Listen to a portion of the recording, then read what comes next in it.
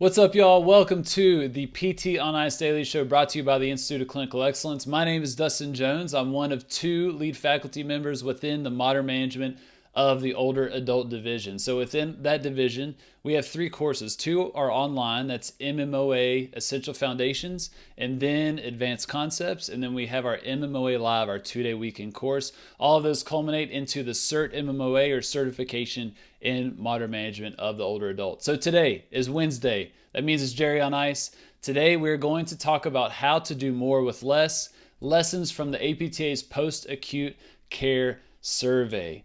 All right, so many of you all have experienced this. Some of you all have not, but there have been some rather large payment changes that have happened over the past year in the home health setting as well as the skilled nursing facility setting that have impacted clinical practice in a big way. Now, if you are the outpatient clinician or someone in acute care and you think, oh, this podcast isn't for me, it is for you. There's going to be some helpful tips that will be applicable to any therapist regardless of setting.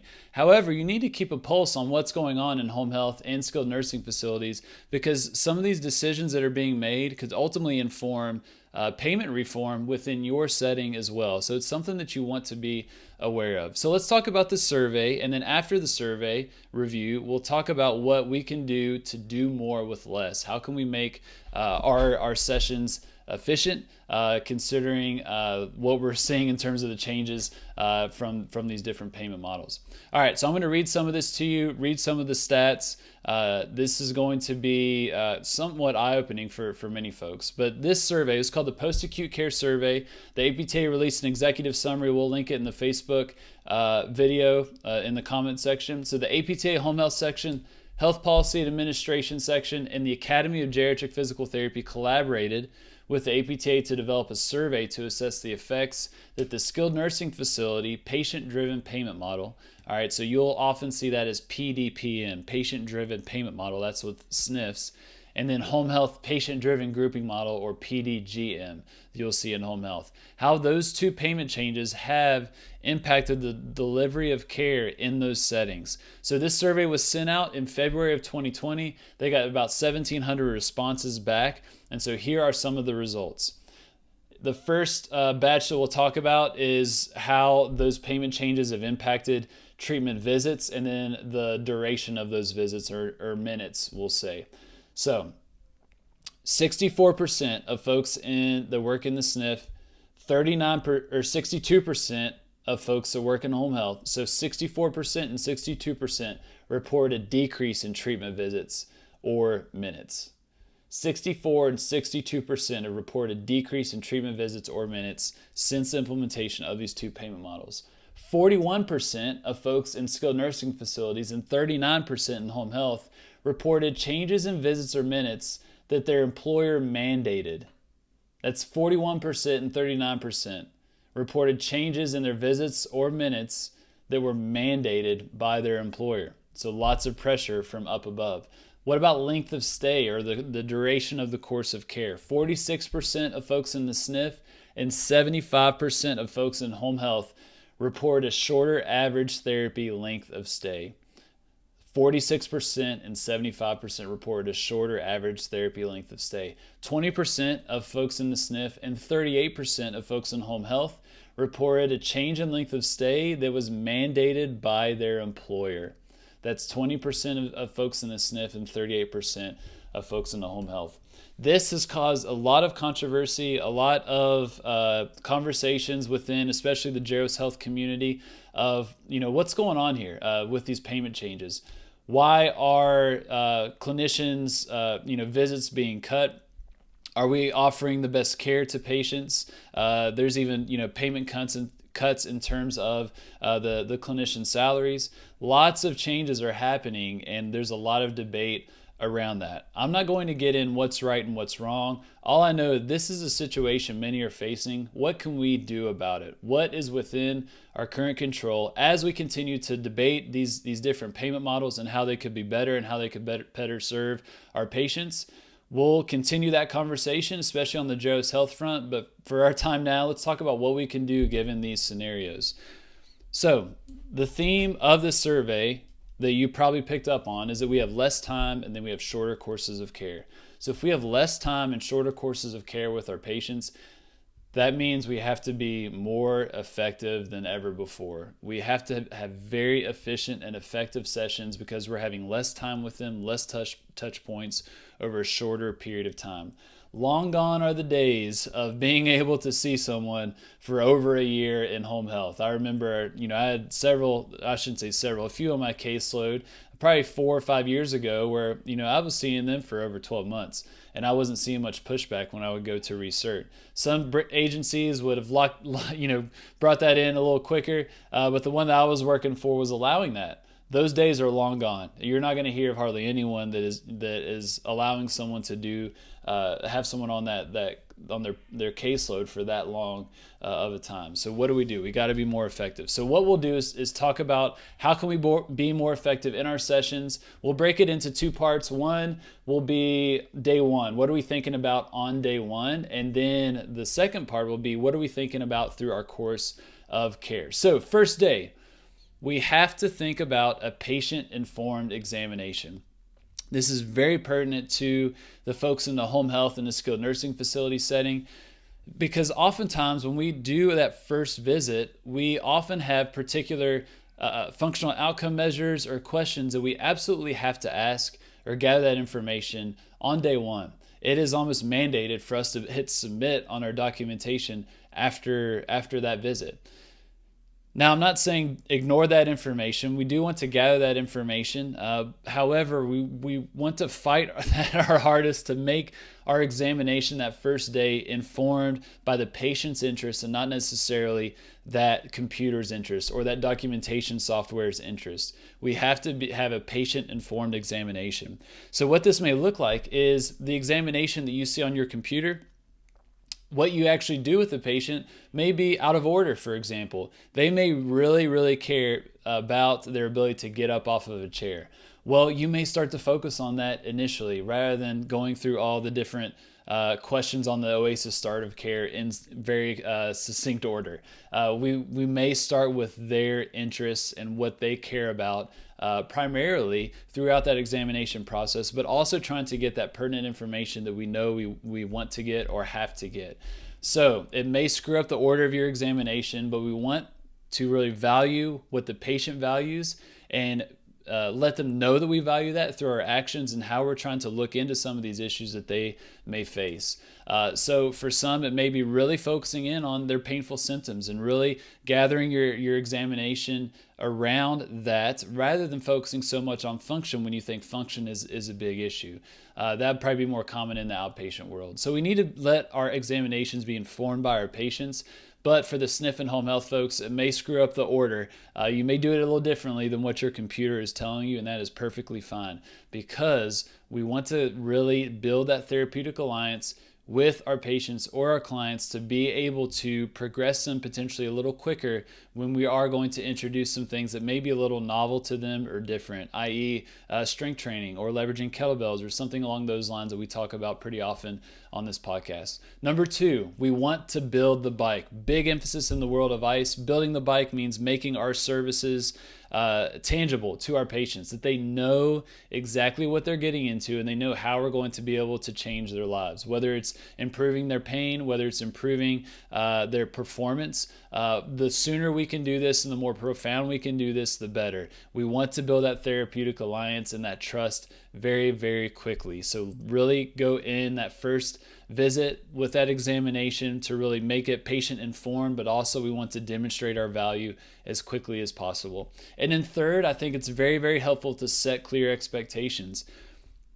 After we've built that therapeutic alliance through a very patient-informed examination, and then we've built the bike, we've showed how we're going to be able to change their lives, that we set expectations of the road ahead, especially when that road may be shorter than what we're used to. We'll say, we'll talk about how we're going to address their main concerns, and then we may mention as their pain goes down or as we improve on one thing, we may focus on another and sprinkle that in on day 1 so you don't come out of left field towards the end of the course of care when you're trying to talk nutrition, sleep, strength training, all these other things that your patient may not necessarily care about on day 1. We want to set clear expectations right from the get-go. We also want to set the stage that we are going to really help them take control of their situation. And that leads into my next point. So First section, first day, patient-informed examination, build that bike, set clear expectations. Second one is throughout your course of care, is we want to develop self-efficacy. We want people to be empowered to be able to control or impact their own situation. I think of the give a man a fish and you feed him for a day, teach a man to fish and you feed him for a lifetime. We can have that mindset within our own sessions. So what does this look like? For me, I think it looks a lot like telling them the why. Why are we doing what we're doing? Why does this particular intervention or exercise correlate to something that they actually care about or value? That is absolutely huge. Having those conversations and not just taking them through a program, but really talking to them about why that program is carefully selected for them. For them. That's very important.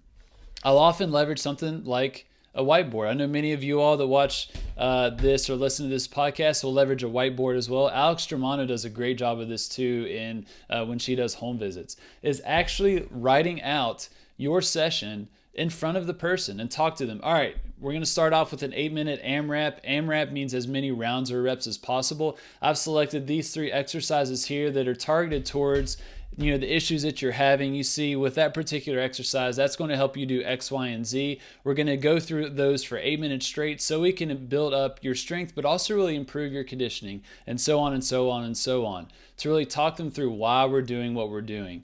All right, so developing self-efficacy. However, we also have to be mindful of the simplicity of our sessions.